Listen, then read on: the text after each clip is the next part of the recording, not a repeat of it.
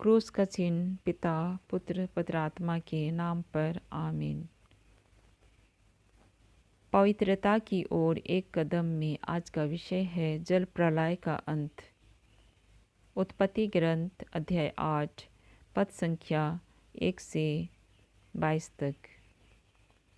परंतु परमेश्वर ने नूह और जितने बनैले पशु और घरेलू पशु उनके संग जहाज में थे उन सबों की सुधि ली, और परमेश्वर ने पृथ्वी पर पवन बहाई और जल घटने लगा, और गहरे समुद्र के सोते और आकाश के झरोखे बंद हो गए, और उससे जो वर्षा होती थी वह भी रुक गई।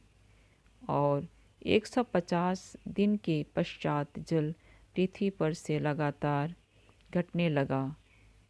7वें महीने के 17वें दिन को जहाज अरारत नामक पहाड़ पर टिक गया, और जल 10वें महीने तक घटता चला गया, और 10वें महीने के पहले दिन को पहाड़ों की चोटियां दिखाई दी।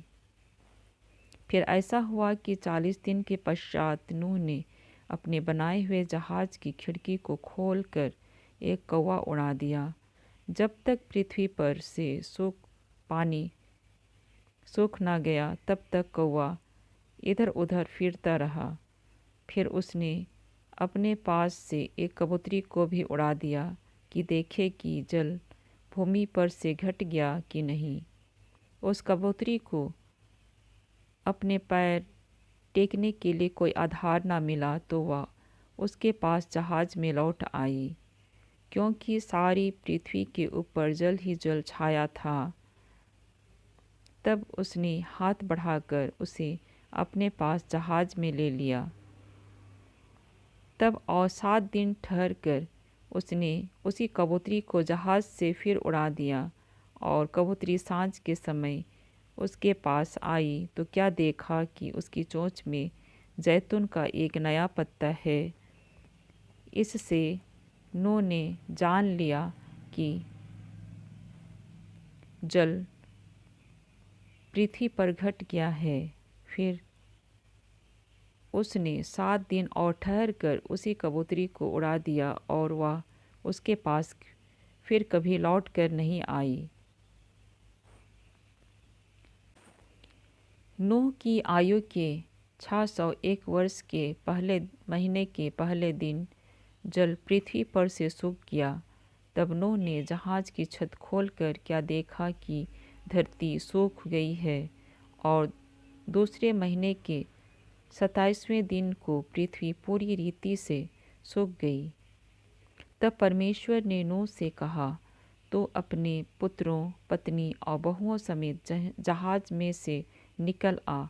क्या पक्षी, क्या पशु, क्या सब भांति के रेंगने वाले जंतु जो पृथ्वी पर रेंगते हैं, जितने शरीरधारी जीव जंतु तेरे संग हैं, उन सब को अपने साथ निकाल ले आ कि पृथ्वी पर उनसे बहुत बच्चे हों और वे फले फूलें और पृथ्वी पर फैल जाएं। तब नूह और उसके पुत्र और पत्नी और बहुएं निकल आईं, और सब चौपाए रेंगने वाले जंतु और पक्षी और जितने जीव जंतु पृथ्वी पर चलते फिरते हैं, सब जाति जाति करके जहाज में से निकल आए। तब नूह ने यहोवा के लिए एक वेदी बनाई, और सब शुद्ध पशुओं और सब शुद्ध पक्षियों में से कुछ कुछ लेकर वेदी पर होम बलि चढ़ाया। इस पर यहोवा ने सुखदायक सुगंध पाकर सोचा, परमेश्वर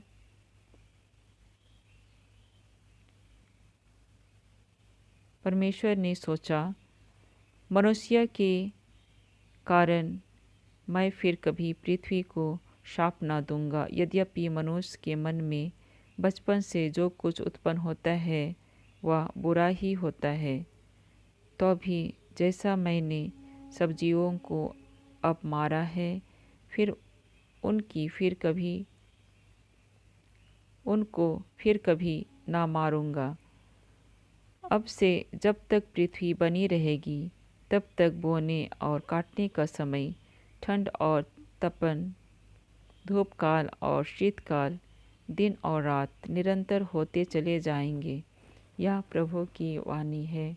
ईश्वर को धन्यवाद। Hallelujah, hallelujah, hallelujah, hallelujah. ईश्वर के शब्द हमारे पापों को मिटा दें। आमीन। मनन चिंतन।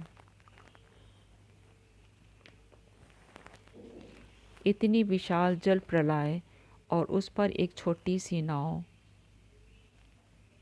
जिस पर सवार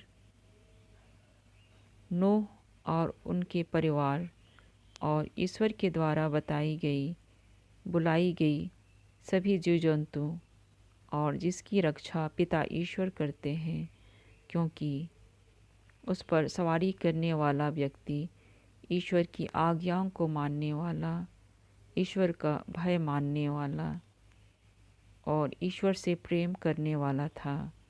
पिता ईश्वर भी उसे उसी भांति अत्यधिक प्रेम करते हैं और उनकी हर मुश्किलों में उनका साथ देते हैं और उनकी रक्षा करते हैं। जल प्रलय 40 दिनों और 40 रातों तक होता रहा। फिर आकाश के झरोखे, समुद्र के सोते को ईश्वर ने बंद कर दिया और हवा बहाकर पृथ्वी को सुखाते रहे।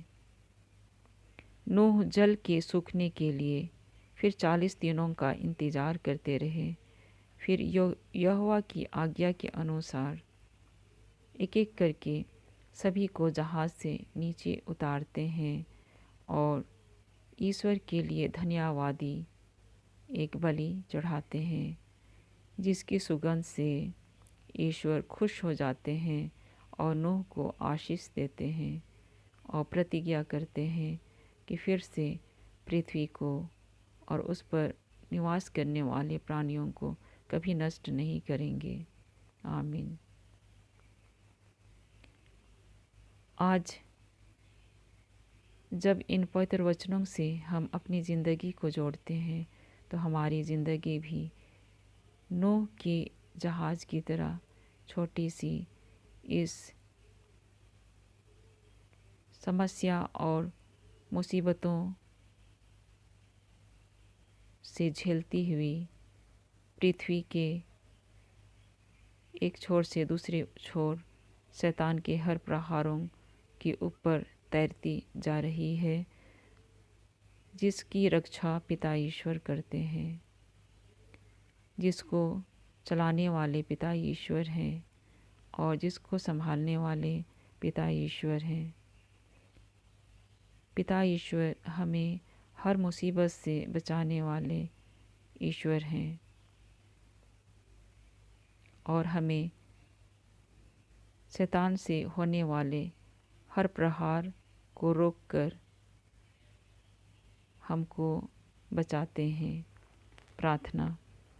हे स्वर्गीय पिता, आपकी स्तुति हो, महिमा हो, आराधना हो, प्रशंसा और धन्यवाद। Hallelujah, hallelujah, hallelujah, hallelujah, hallelujah. हम पापी पर दया कीजिए और हमारे पापों को मिटा दीजिए। हमें कृपा प्रदान कीजिए कि हम अपने को आपकी योग्य बना सकें और आपकी पनाह में सुरक्षित रह सकें। आमीन। यह प्रार्थना हम प्रभु यीशु के समर्थी नाम से करते हैं, ख्रिस्त हमारे प्रभु के द्वारा। आमीन। यीशु की महिमा हो, यीशु को धन्यवाद। यीशु की महिमा हो, यीशु को धन्यवाद। यीशु की महिमा हो, यीशु को धन्यवाद। Hallelujah, hallelujah, hallelujah, hallelujah. धन्यवाद।